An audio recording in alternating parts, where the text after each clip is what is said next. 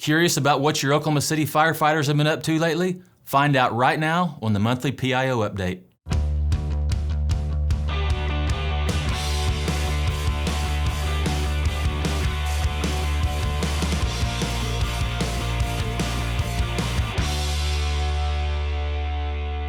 Hello everyone, Scott Douglas here with the July PIO monthly update. In this video, we'll cover a swift water rescue, a house fire rescue, a third alarm hotel fire, a confined space rescue, and other key fire department news. In July, our 2 ambulances handled 1,286 calls and transported 675 patients to local hospitals. We're excited to expand our fleet to 4 ambulances soon.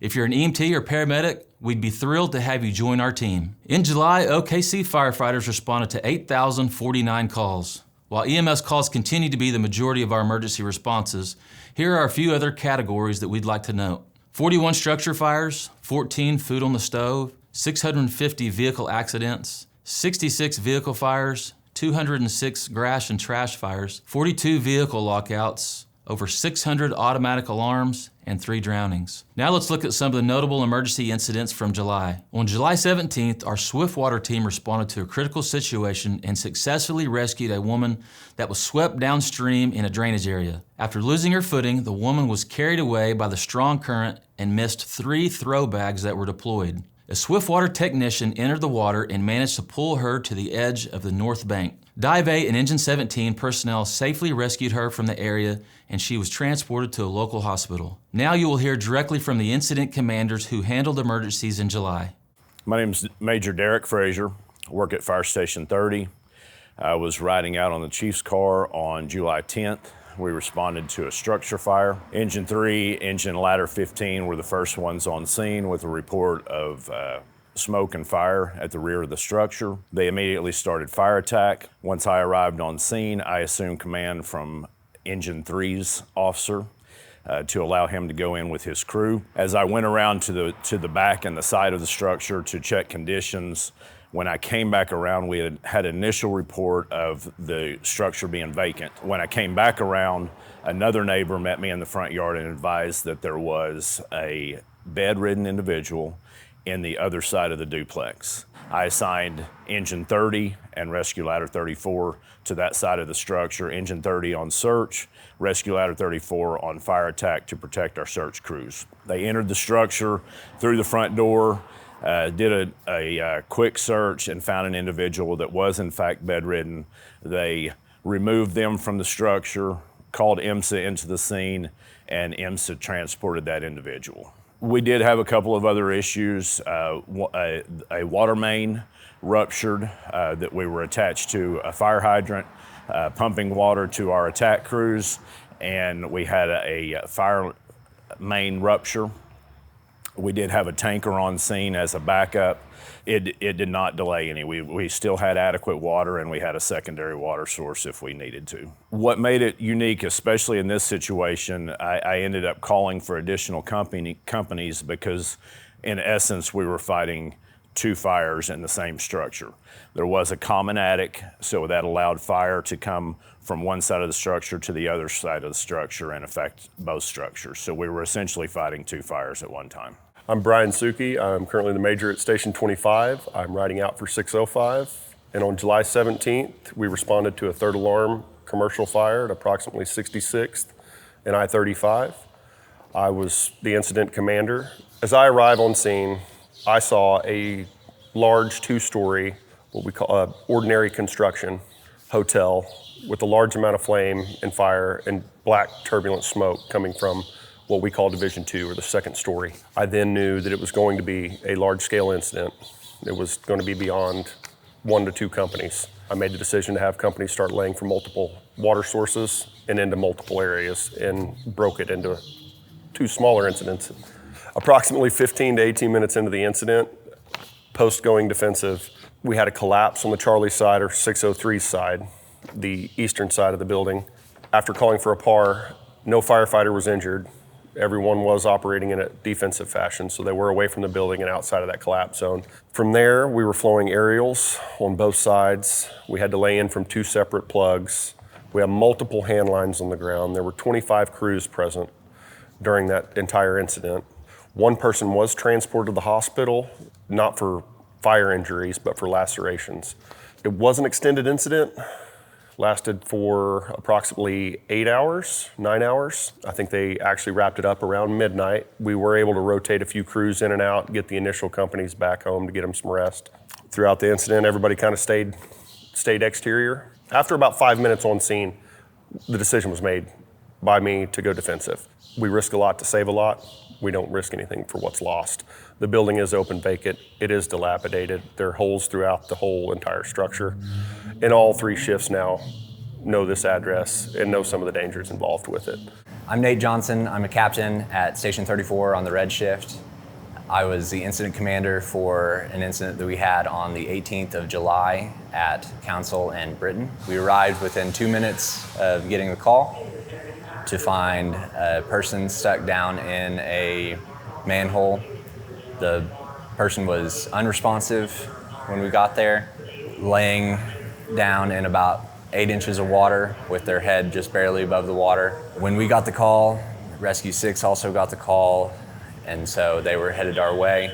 From the time that they got on scene to pulling the patient out was about 10 minutes. In that time, as they were setting everything up, the vortex to be able to lower firefighters down into the hole to effect the rescue, we also had a firefighter on standby just in case the patient accidentally rolled over because the water was so close to their face. As Sixes was setting up for that rescue, the patient ended up rolling over, so we had to send a firefighter down into the hole. We felt confident doing that because we had monitored the atmosphere.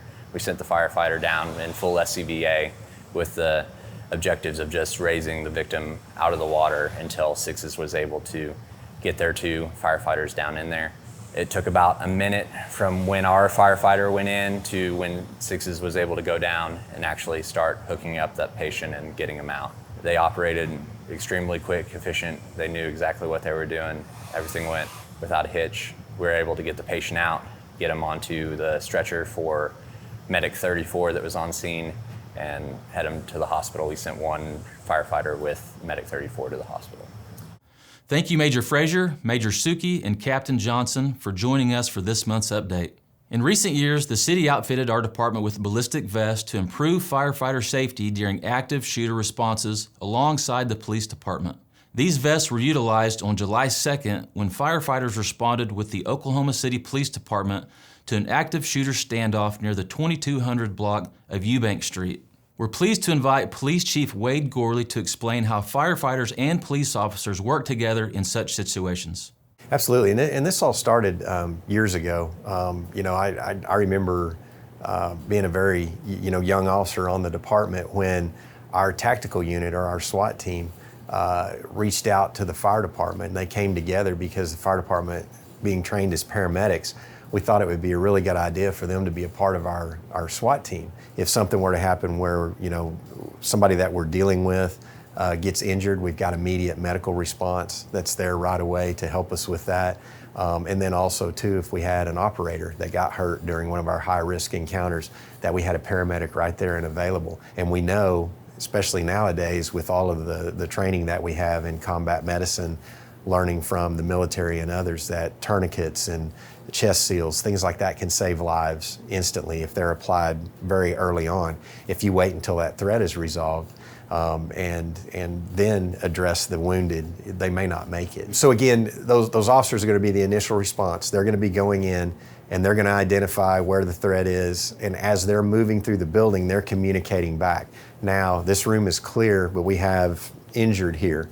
And so officers will partner up with fire department personnel, and they'll go in together, and just pretty much how you described, there'll be some officers in front and officers at the rear providing cover so that the fire department paramedics can do their job and focus on tending to and taking care of that person that's injured. Because you imagine if you rely on a police officer to do that, they're going to be distracted and they're going to be focused on providing that medical care. So it's much better for, number one, someone who's trained as a paramedic, which the fire department officials are, and we get them in, and then our officers can just provide cover and watch their backs while they're providing that medical care and can focus on getting that individual treated on that scene and then getting them out where they can get better medical care. And again, it's going to up their chances of survival.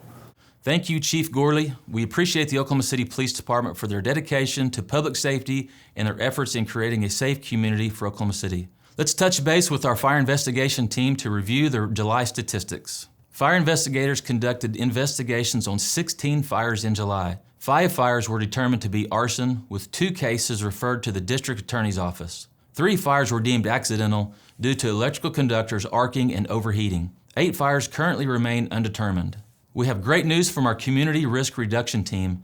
In July, a local business reached out to share a testimonial from a CPR class conducted in 2023. The business supervisor reported that an employee who received CPR training during that session successfully used the skills learned to revive a family member. In response to this positive outcome, the business has also scheduled additional CPR and AED training for their employees. This highlights how each of us can contribute to public safety and foster a safe community by learning CPR and looking out for one another. We're thrilled to announce that the groundbreaking ceremony for Fire Station 31 took place in July. A sincere thank you to the dignitaries, fire service representatives, and community leaders who celebrated this important milestone with us. Your support is vital in enhancing the safety and strength of our community. The new state-of-the-art Fire Station 31, located at 720 North Rockwell Avenue, will replace the current station at 618 North Rockwell Avenue, which has served us since 1973. The new facility will feature 5 fire truck bays, accommodate 33 firefighters across 3 shifts, and provide room for future expansion. The project, estimated to cost $8.5 million, is funded through the 2017 voter-approved Better Streets, Safer City Bond Initiative and is expected to be completed by summer of 2025. Fire Station 29 has acquired a new all-terrain vehicle, enhancing our ability to reach patients in off-road conditions. This vehicle will enable us to transport firefighters to patients more swiftly in areas where fire trucks cannot access. We are now accepting applications for the 2024 Residence Fire Academy, an 8-week program for adults in Oklahoma City. The Academy starts on September 3rd and meets on 8 consecutive Tuesdays from 6 to 9 p.m. Participants will gain insights into the fire department services, learn fire safety for home and work, and understand firefighter duties through hands-on activities. You will also have the chance to do a ride-along at our fire stations, applying your knowledge in real-world settings. As kids head back to school soon, please be mindful of school zones and watch for children crossing the street. For breaking news and updates from the fire department, please follow us on Facebook, Instagram, X, and YouTube. And until next month, OKC, stay safe and remember, we are here if you need us.